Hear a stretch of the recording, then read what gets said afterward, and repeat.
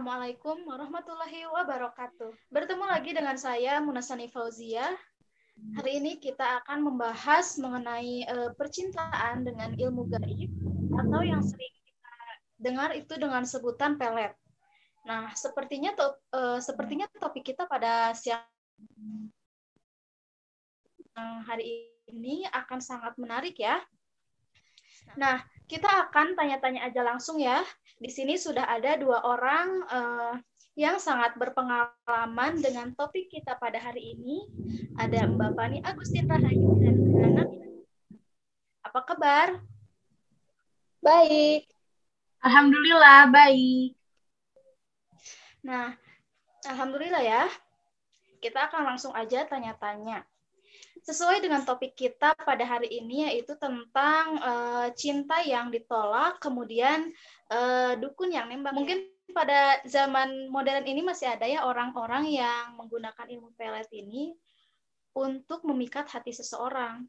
Nah, tapi sebenarnya bagaimana hukum orang yang menggunakan pelet menurut ajaran Islam? Boleh Mbak Bibil dulu yang jawab. Saya jawab ya.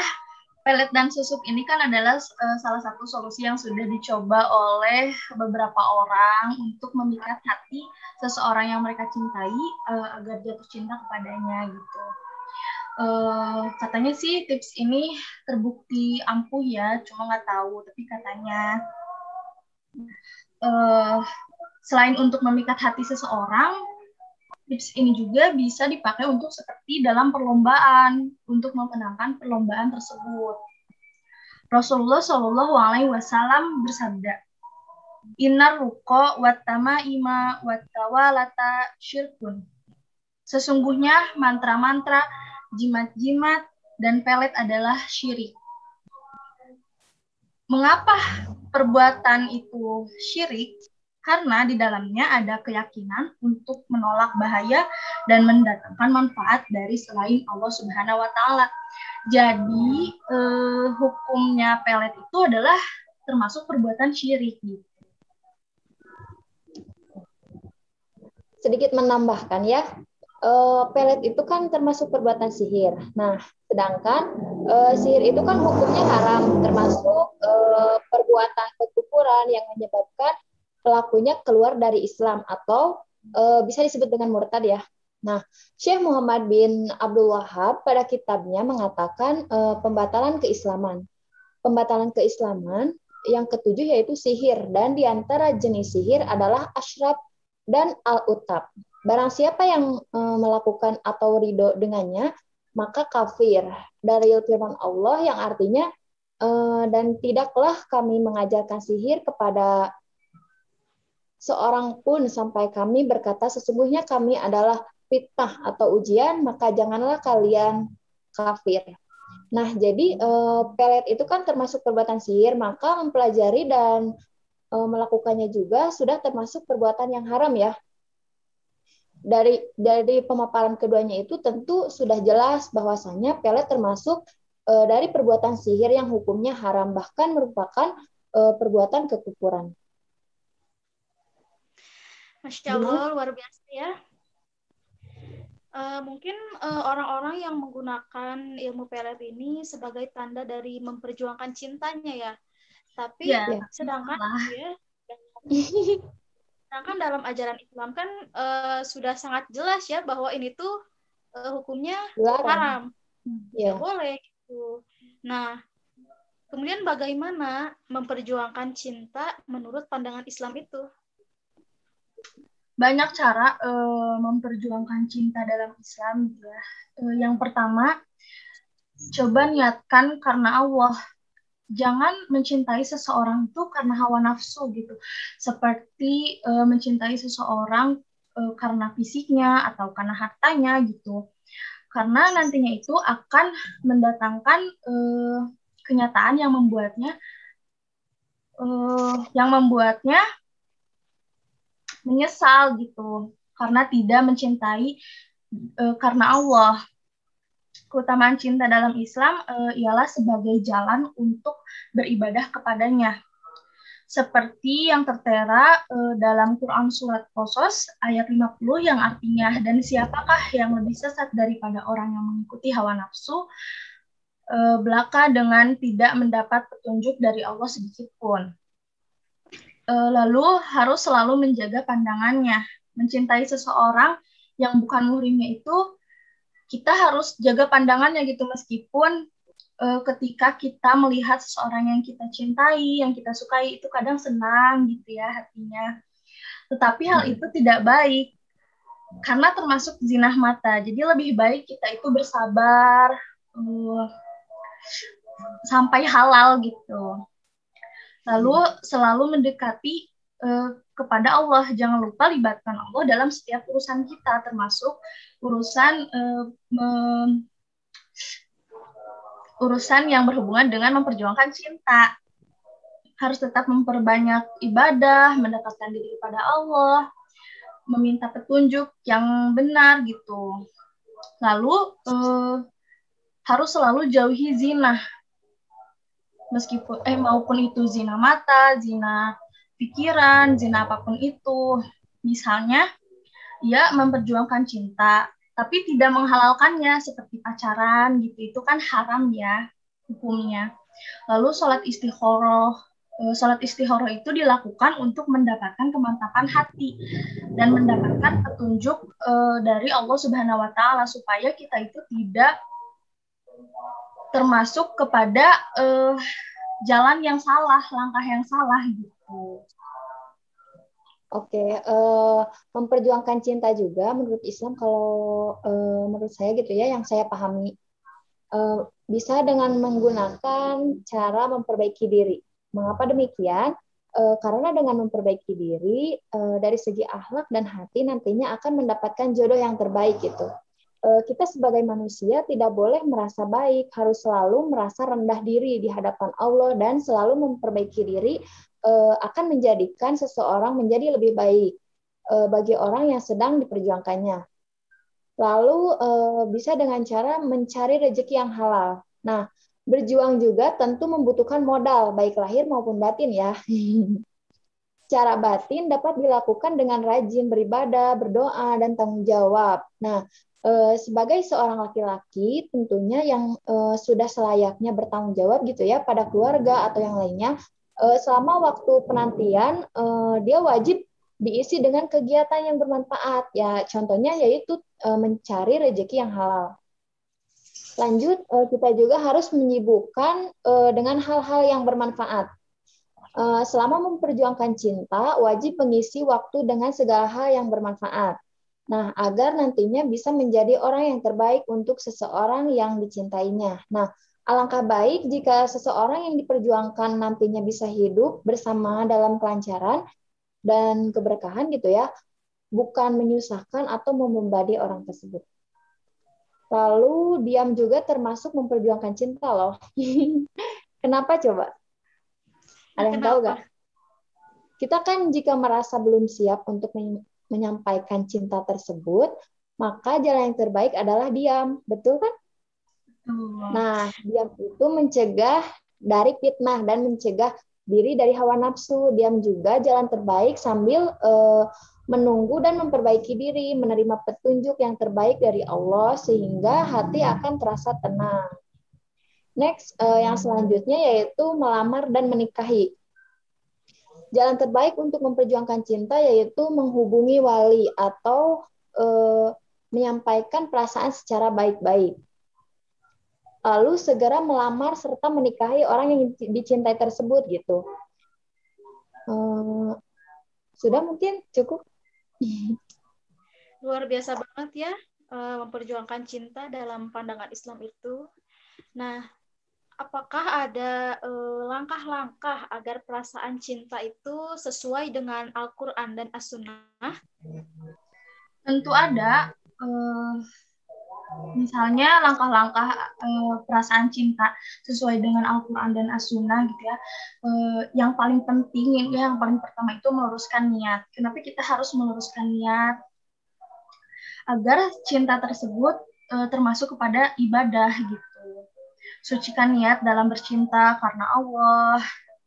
karena segala amal itu tergantung niatnya dan setiap orang hanya mendapatkan sesuai niatnya. Barang siapa yang hijrahnya karena Allah dan Rasulnya, maka hijrahnya itu kepada Allah dan Rasulnya.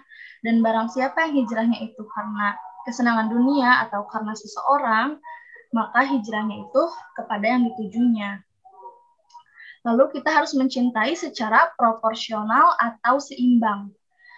Bisa jadi apa yang kita tidak suka itu sebenarnya baik untuk kita, dan yang kita suka bisa jadi buruk gitu untuk kita. Nabi Shallallahu Alaihi Wasallam bersabda, cintailah kekasihmu sekadarnya saja, karena boleh jadi sesuatu nanti dia akan menjadi sesuatu yang engkau benci. Dan bencilah sesuatu yang tidak engkau sukai sekadarnya saja, karena boleh jadi suatu hari nanti dia akan menjadi sesuatu yang engkau cintai. Jadi jangan berlebihan gitu ya. Dan memproklamirkan cinta atau menyatakan cinta. Nabi Shallallahu Alaihi Wasallam bersabda, jika seseorang mencintai saudaranya, hendaklah memberitahukan kepadanya bahwa ia mencintainya. Jadi harus menyatakan perasaannya gitu. Oke, langkah-langkah agar perasaan cinta sesuai dengan Al-Quran dan Sunnah ya. Yang pertama mungkin menurut saya ya, memandang dengan penuh cinta. Nah, dalam sebuah hadis dikatakan barang siapa yang memandang saudaranya dengan pandangan cinta atau kasih sayang, maka Allah mengampuninya. Nah, jelaskan, jadi ketika kita memiliki perasaan kepada seseorang, agar sesuai Al-Quran dan hadis, maka kita harus memandang dengan penuh cinta dan kasih sayang. Next, kunjungan cinta. Mengapa demikian? Agar tanaman cinta bertambah subur, hendaklah saling mengunjungi. Rasulullah bersabda, berkunjung secara berkala, maka cinta pun akan bertambah. Nah, lalu merawat tanaman cinta secara berkala. Nah, jadi taburkan pupuk cinta secara merata, pasti akan menuai buah cinta gitu ya. Yaitu dengan mendahuluinya dan mengucapkan salam, memanggilnya dengan nama yang paling disukainya gitu sama si ceweknya itu, dan melampaukan tempat duduk baginya. Lalu ada mengokohkan cinta dengan doa. Nabi Shallallahu Alaihi Wasallam mengajarkan, ya Allah, sesungguhnya aku memohon anugerah cintamu dan cinta orang-orang yang mencintaimu, serta usaha yang dapat mengantarkan aku kepada cintamu. Ya Allah, jadikanlah cintamu sesuatu yang paling aku sayangi. Itu hadis riwayat Ahmad. Mungkin begitu.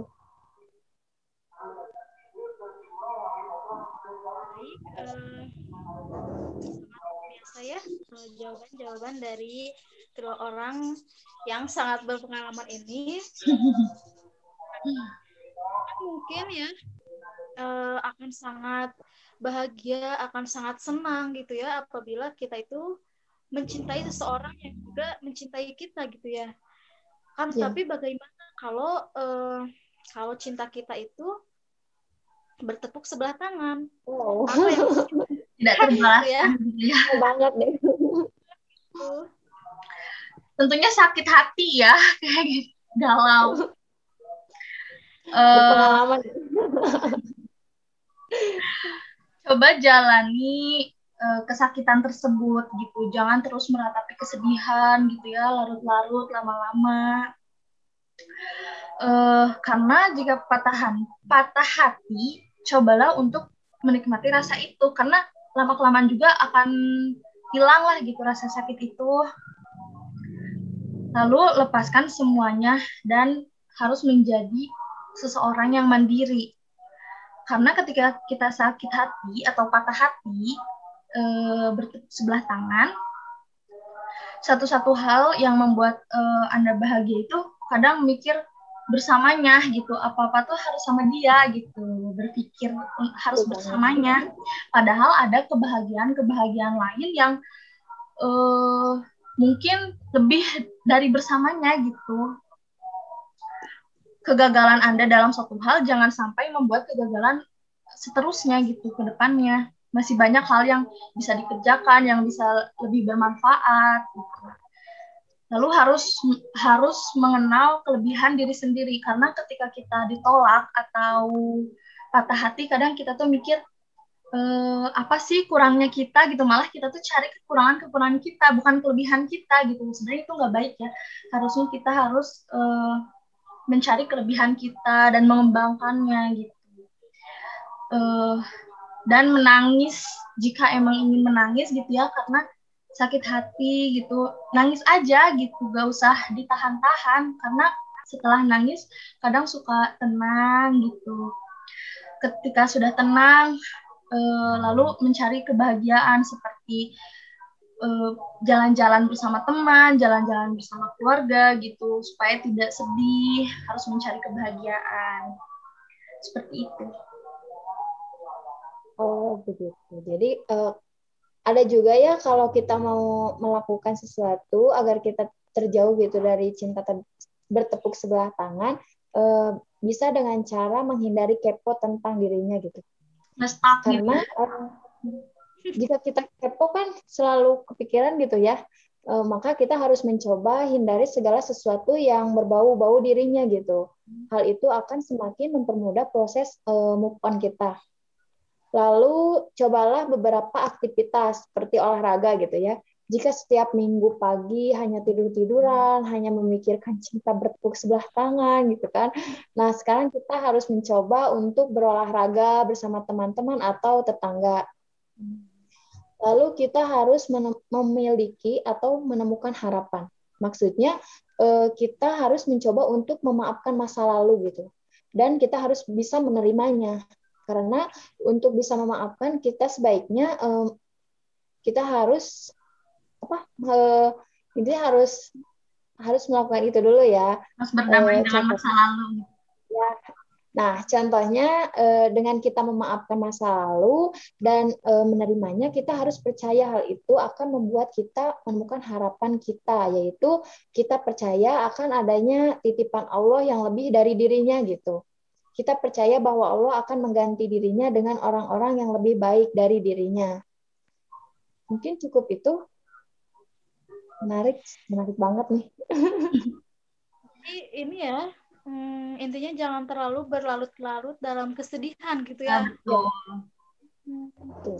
Karena mungkin mencintai seseorang itu gak harus memiliki gitu kan. Betul, harus belajar mengikhlaskan gitu. Iya. Kan ada ya istilah kayak gitu ya, cinta tidak harus memiliki gitu kan. Tetapi mengapa ya masih banyak itu ya masih ada gitu orang yang lebih memilih menggunakan pelet daripada melihat seseorang yang kita cintai itu bahagia. Oh, bagaimana? Kalau itu berarti mereka yang menggunakan pelet ya, dia itu masih dibutakan oleh nafsu gitu. Itu bukan yang cinta sesungguhnya. Gimana menurut Mbak Bibil, cinta yang sesungguhnya itu seperti apa sih, Mbak? Cinta yang sesungguhnya itu adalah yang selalu ikhlas dan taat atas apa yang harus dikehendakinya, seperti halnya kita sebagai makhluk Allah Subhanahu wa Ta'ala, kita wajib melaksanakan apa yang diperintahkannya, ikhlas dalam melakukannya, karena itu merupakan bukti cinta hambanya kepada Allah Subhanahu wa Ta'ala gitu. Luar biasa banget ya topik yang kita bahas pada hari ini. Semoga bermanfaat bagi kita semua. Gak kerasa ya udah beres lagi. Iya. Jadi ya bagi orang-orang yang cintanya bertepuk sebelah tangan, janganlah kalian lebih memilih kepada ilmu pelet untuk memikat hatinya, tetapi ya bersabar saja gitu, karena insya Allah kamu akan mendapatkan seseorang yang lebih baik daripada dia, karena ya di dunia ini tuh cowok gitu ya gak satu, itu banyak di sini banyak gitu ya, bisa dicari, cuman bukan itu doang gitu, banyak banget gitu. Nah, mungkin acara kita pada hari ini cukupkan sekian ya. Wassalamualaikum warahmatullahi wabarakatuh.